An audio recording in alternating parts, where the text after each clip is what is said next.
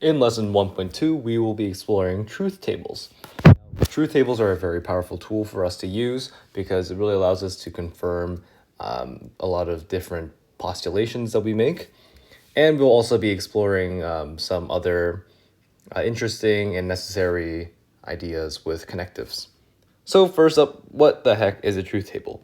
So let's take a statement. Let's say, in fact, let's take one from lesson 1.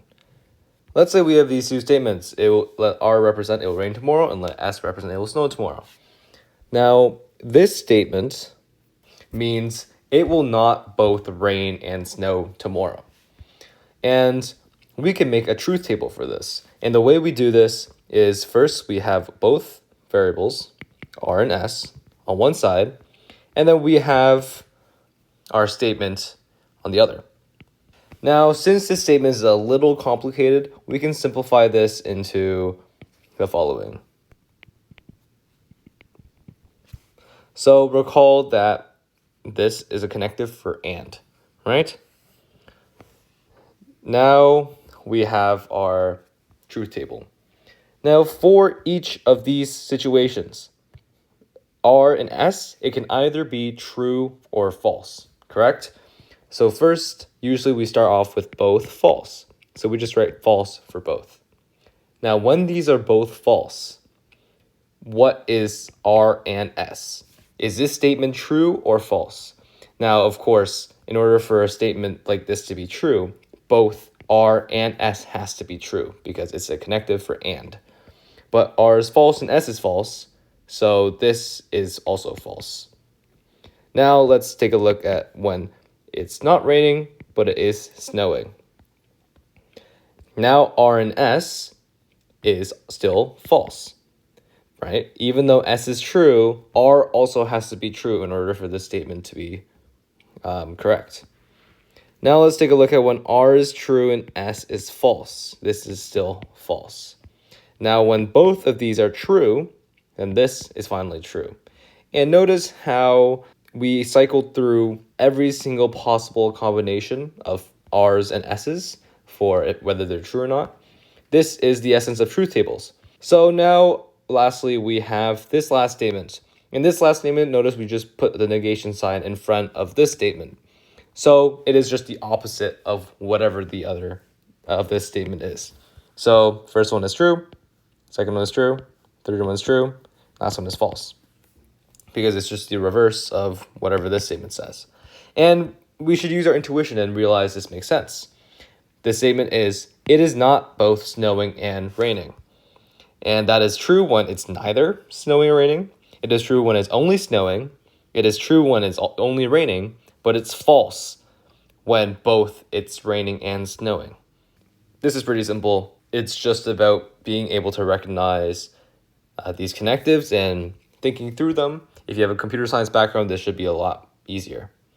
Now let's take a look at the application of truth tables to arguments. Let's take this conclusion that we derived in lesson 1.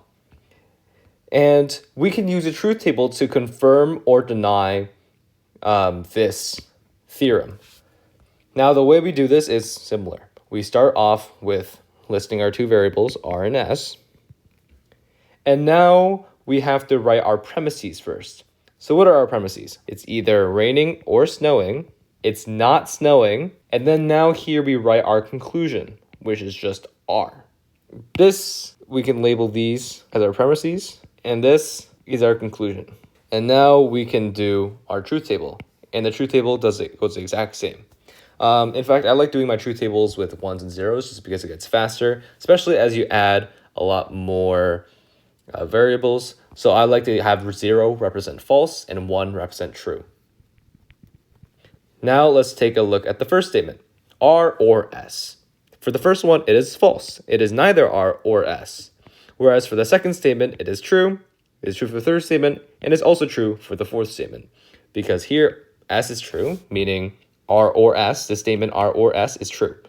And likewise for the rest as well. And not S. This is just the reverse of the S column. So we can just write 1, 0, 1, 0, because it's a complete reverse of the other one. And R, obviously, we can copy it down. Here is where we can derive whether this argument is valid or not. And we call an argument valid is if its premises always predict the conclusion. And the way we can predict it is when all the premises are true. Now, if all the premises are true, the conclusion is true for every case, that means the argument is valid. So here we can see that the premises here, these two, are true. And the conclusion is also true. This means that this argument is valid because for all the times R is false or R is true, aside from this case, one of the premises is not met, right? So that we don't even care about that. Let's change one of our premises to S, just S. Okay? And we can see where the contradiction lies. Now, let's redo this.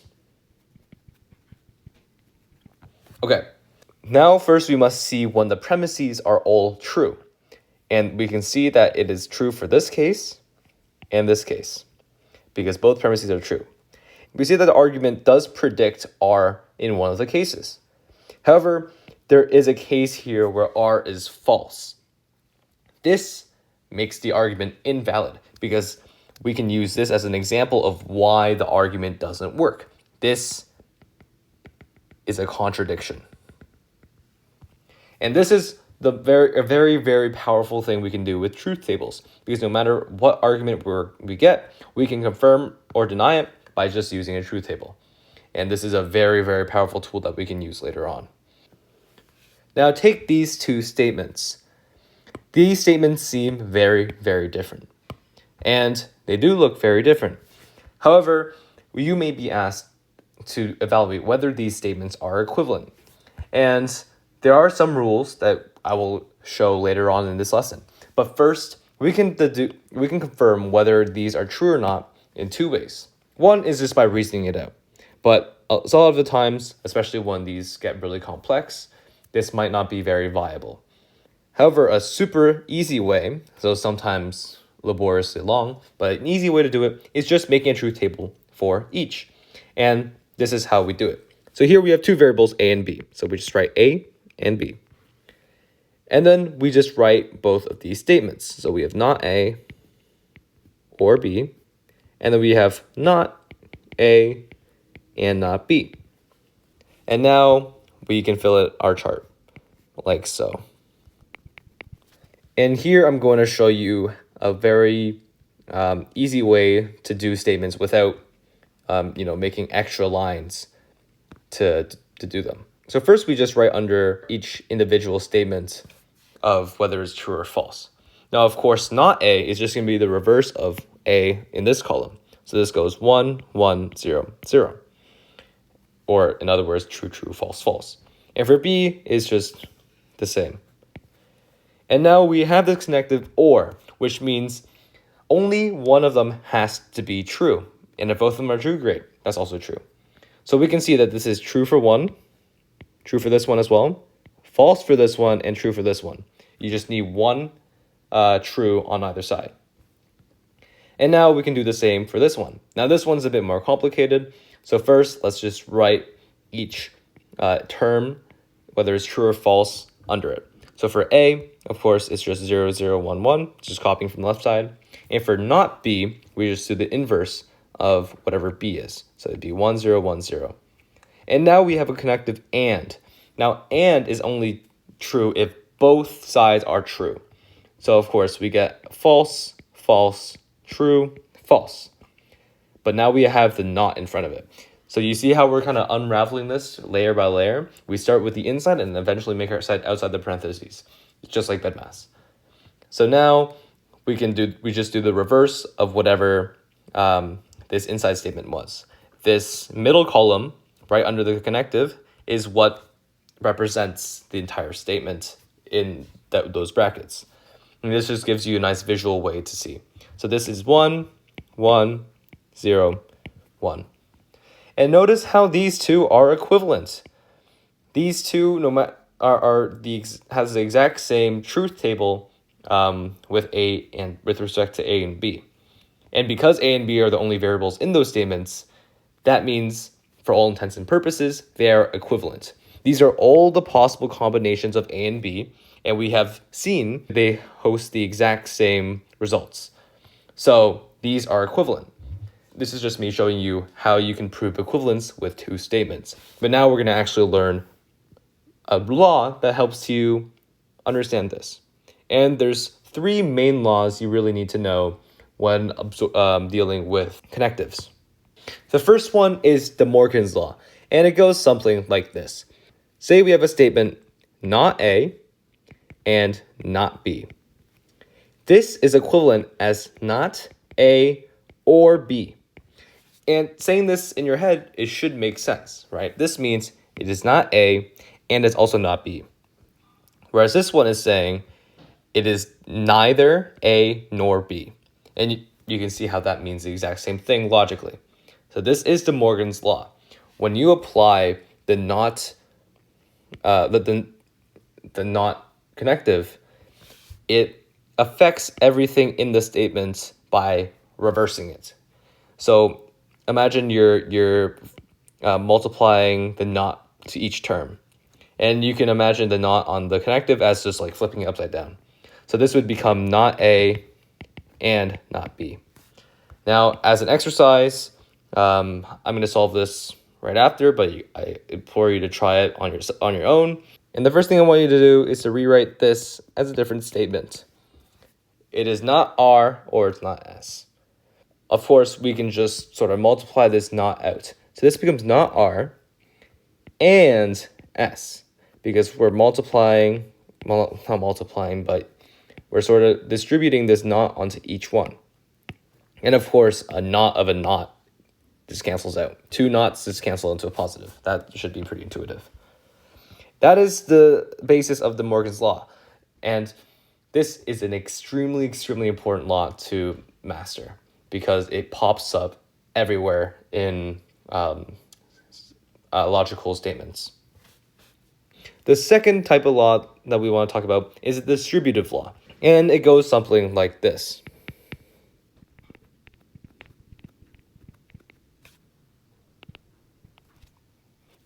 And we can see here sort of how we got here, right? It's distributive. So this connective is distributive. And if we were to think about this, it sort of makes sense. It is either A or it is both B and C, which is the same as it is A or B and it is A or C. And we can make a truth table for this to verify as well. Now, this distributive law is very important. It is almost like factoring out in algebra. And we can also do vice versa. If you're given the statement C and D, or C and A, we can see that the C and can be factored out. So we can have this as C and then we have D or A over here.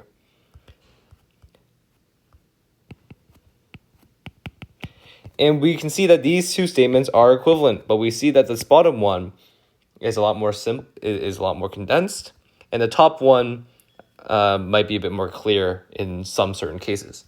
This is a distributive law, and is also one of the most important laws that you need to memorize and nail down. The last type of law that we really want to explore is the absorption law, and this one should be pretty intuitive, but this is just so there's no misunderstanding. It goes something like this. Now, this just says that if all the connectives in a certain statement are the exact same, then it doesn't matter where the parentheses go. In fact, this is all equal to just A or B or C. Now, keep in mind, if even one of these connectives is an and, like so, then this does not apply. All the connectives have to be the same. And this also goes for the connective and. And this should make sense because if we think about it, in order for this to be true, all of these terms have to be true. If even one of them is false, then the entire thing is false. And likewise, for this, only one thing has to be true in order for the whole thing to be true. And this is where the absorption law comes in, because we can be able to manipulate these sort of statements however we want, and we can make it a lot more simple. Sorry, I just realized it's not called the absorption law. This is called the associative law. I don't know what I'm thinking. My brain is not working today. It's the associative law, not the absorption law. Absorption law doesn't really make sense here. Associative law just means that since these connectors are the same, they're associates, so you can just model them as the same. And there are a lot more laws aside from this. In fact, absorption law is a different law that is also a thing. But those laws, I don't want to say they're unimportant. They're just very intuitive that you kind of just do it naturally. Whereas these laws, they're a bit more nuanced, and you might have to first study them in order to actually reproduce them. Like, for example, there's a law called the idempotent law, which just means that P and P is equal to P. And yeah, obviously. And P or P is also equivalent to P. And this should make sense because they're the same variable, right? So there's some other laws that might also help, and they're all found in the textbook. In fact, I think they list like 7 or 8 or something like that. But these are the 3 that I found was the most prevalent in practice problems and the most practical when applying it to actual solutions or problems. Now, the last thing I want to go over is something called tautologies and contradictions. And these are statements that are either always true or always false, respectively. Let me give you an example. Now, at first glance, this statement looks perfectly reasonable because there's a bunch of random variables going on. But if we take a closer look and we keep in mind the associative law, right, that means we can bring these brackets, down because they're all the connective or. And then we can see this doesn't make sense. P or not P. But we know that P only has 2 possible cases, true or false, which means that this statement will always be true. And I'm just going to make a very quick truth table just to prove that.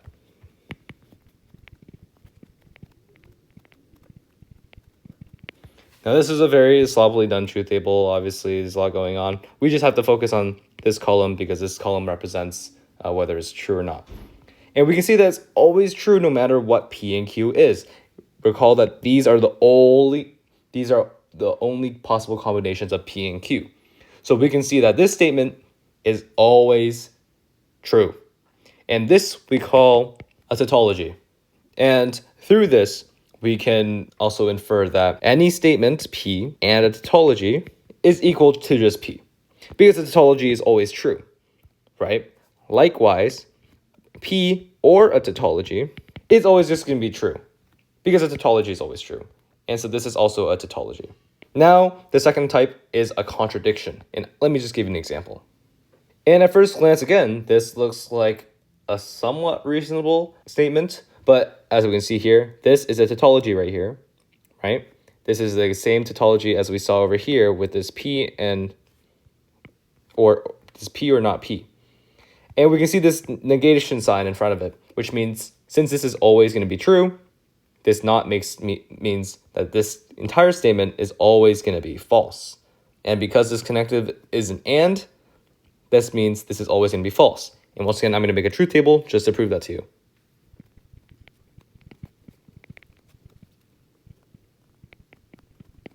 Notice how I could just do a bunch of truths here because I know this statement is always going to be true. No matter what Q is, either Q is true or not Q is true. Because whenever Q is false, that means not Q is true.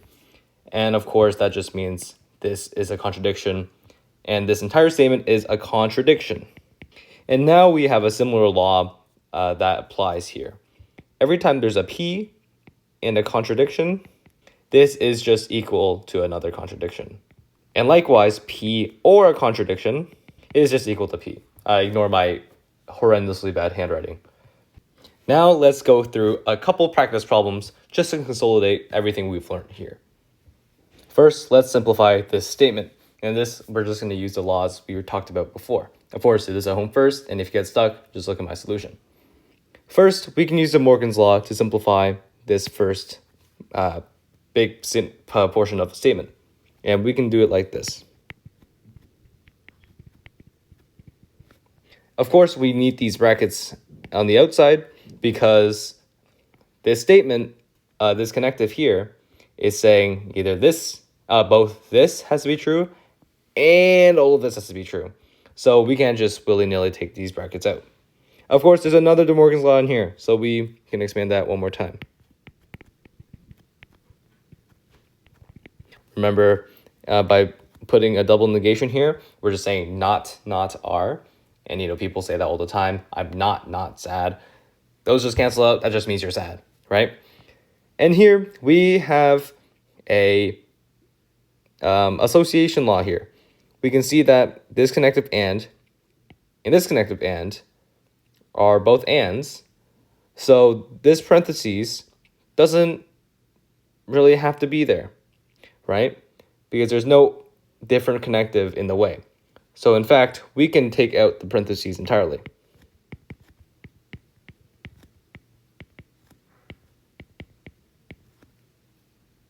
And now we can just rearrange this equation like so. Keep in mind, we just moved this guy over to the left side. Nothing big there. This statement still means the exact same thing. But now we can see that we can distribute this guy into here. And let's see what happens when we do that.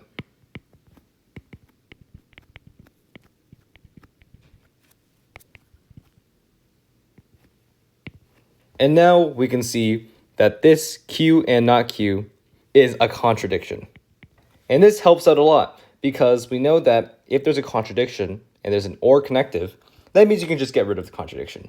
Because this guy is always false, so it only matters if this guy is true. So we can get this guy out of here, and now we're just left with not P and Q and R.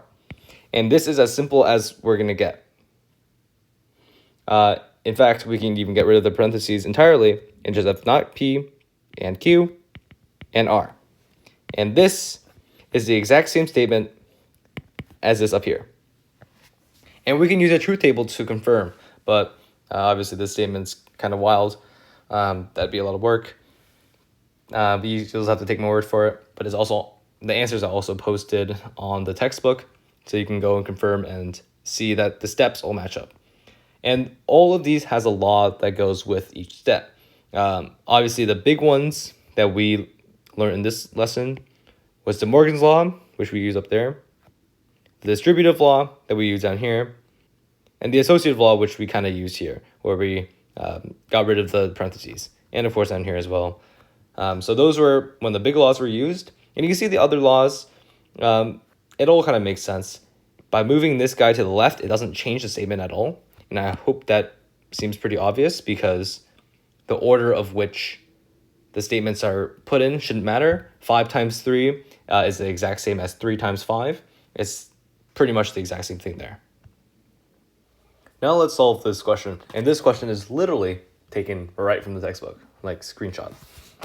So first, identify the premises and conclusions of the following deductive arguments and analyze their logical forms. That is step 1. And then, do you think the reasoning is valid? And for our purposes in this lesson, we will determine that through truth tables. Now let's take a look at the actual argument. There's a lot going on, but there's only 3 things that we need to consider. Jane winning the math prize. So let JM represent Jane wins the math prize.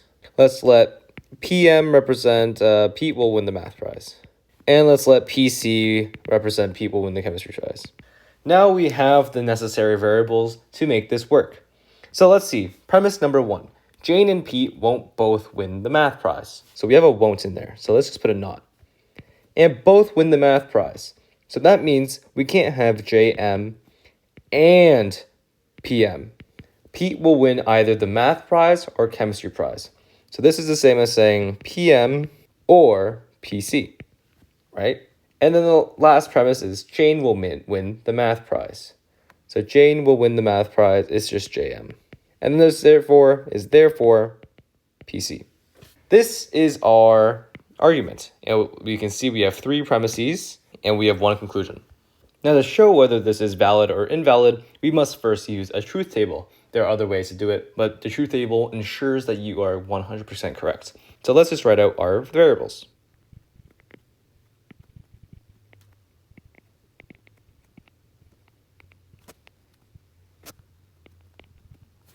So what I did here is I separated the premises, which are here, with the conclusion, just so we get a good look at exactly what's going on. Now, let's fill in our trues and falses for our 3 variables. And now we can begin evaluating these statements.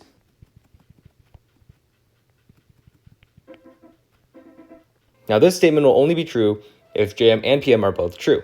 And we can see that that only happens once down here, and every other time it's a false. But now we negate both statements, and now we write the reverse. And this statement is what matters. For these, I like to use a 1 like so, to indicate that this is a case that actually matters. Now, so it's the next one, PM or PC. And now only one of them has to be true for this entire thing to be true.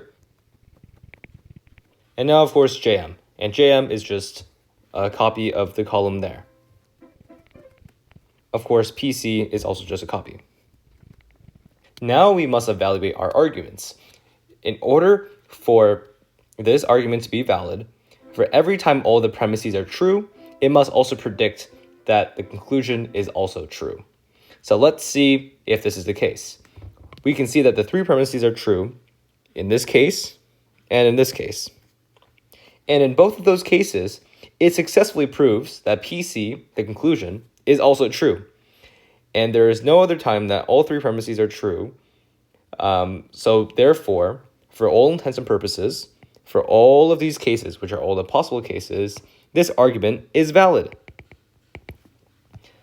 And we can see that this is a pretty long way of doing it. Obviously, we can just read this and we can figure out that obviously Pete is going to win the or Jane's going to win the math prize, because we can just deduce that through logic.